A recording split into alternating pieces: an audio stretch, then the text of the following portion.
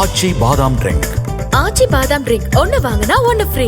எழுதாத காலத்தில் மிகச் சரியாக இந்தியாவை பற்றி எழுதியவர் அவர்தான். தீர்க்க முடியாத முரண்பாடுகள் உள்ள பல்வேறு இனங்கள், குலமரபுகள், சாதிகள், சமய கோட்பாடுகள், அரசுகள் ஆகியவைகளை ஒன்று சேர்த்து உருவாக்கப்பட்டு இருக்கின்ற புவியியல் ஒற்றுமையைத்தான் இந்தியா என்று அழைக்கிறோம். இந்தியாவின் கடந்த காலத்தில் அரசியல் எவ்வாறு மாறிய போதிலும் சமுதாய நிலை மாறவில்லை. எது எப்படி இருந்தாலும் சரி, அந்த மகத்தான கவர்ச்சிகரமான தேசம் ஒரு காலத்தில் மறுமலர்ச்சி அடைவார்கள் என்று உறுதியாக எதிர்பார்க்கலாம் என்று எழுதியவர் கார்ல் மார்க்ஸ் அவர்கள். அதனால்தான் மார்க்ஸ் ஏங்கல்ஸ் எழுதிய கம்யூனிஸ்ட் கட்சி அறிக்கையை முதலாக தமிழில் மொழிபெயர்த்து 1931 வெளியிட்டார் தந்தை பெரியார் அவர்கள்.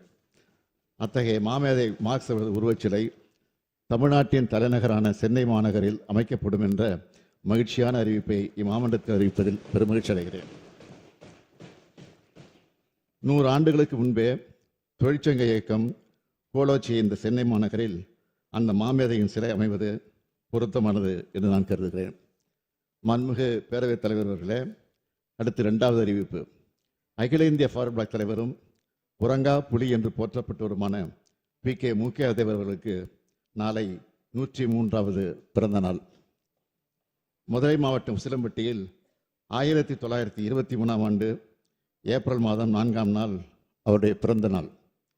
இளம் வயதில் பசும்பொன் முத்துராமலிங்க தேவருடைய நம்பிக்கையை பெற்று ஃபார்வர்ட் பிளாக் கட்சியில் இணைந்தார்.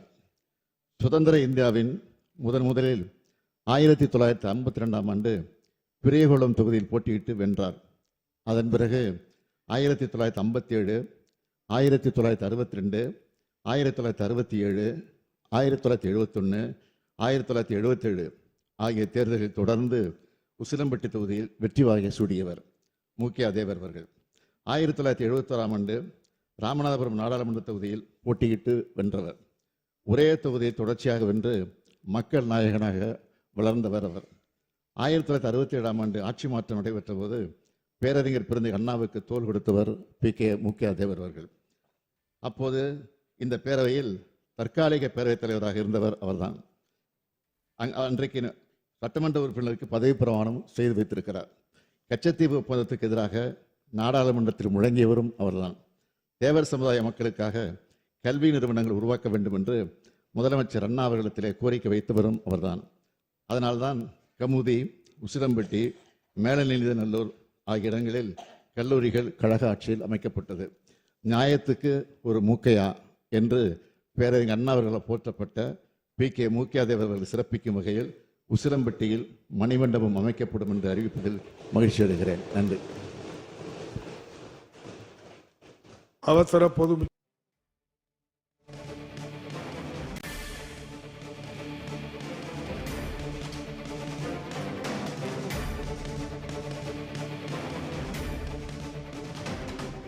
முதலமைச்சர் ஸ்டாலின் சட்டப்பேரவையில் அறிவித்து வெளியிட்டிருக்கிறார்.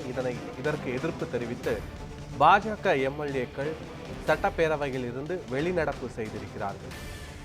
சென்னையில் கார்ல் மார்க்ஸ் சிலை அமைக்கப்படும் என்றும் முதலமைச்சர் ஸ்டாலின் சட்டப்பேரவையில் அறிவிப்பு வெளியிட்டிருக்கிறார்.